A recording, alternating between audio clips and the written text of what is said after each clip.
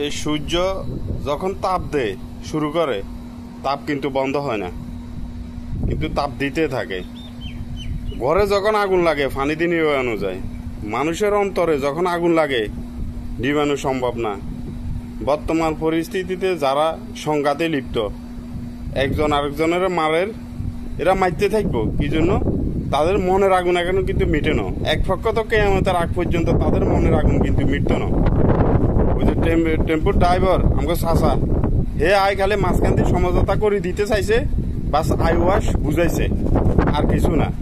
কিন্তু হের কামের কাম করিয়ে লাইছে। হে কিন্তু বিজনেসম্যান, হে দান্দা যেটা এটা করা শুরু করব, মানে হের অস্ত্র বিক্রি করেন, মানে হে দায়বদ্ধতা সারিয়ে লাইছে।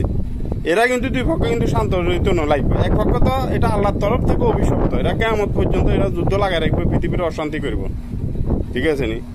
তদরূপ মানে সবাই সবার অবস্থান থেকে সবাই কিন্তু এখন সত্য অবস্থানে রয়েছে।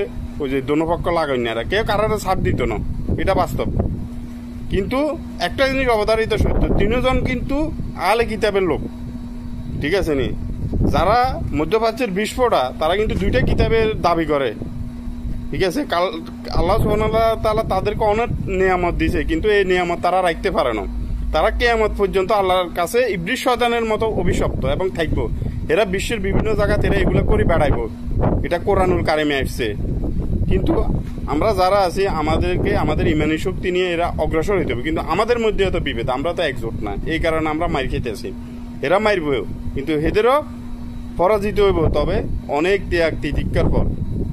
কিন্তু বর্তমানে এই যুদ্ধ থামার কোনো ইঙ্গিত না, আরো বাড়ার সম্ভাবনা, এটা অবধারিত সত্য, লিখে রাখেন। ওকে, আল্লাহ হাফেজ, সবাই ভালো থাকেন।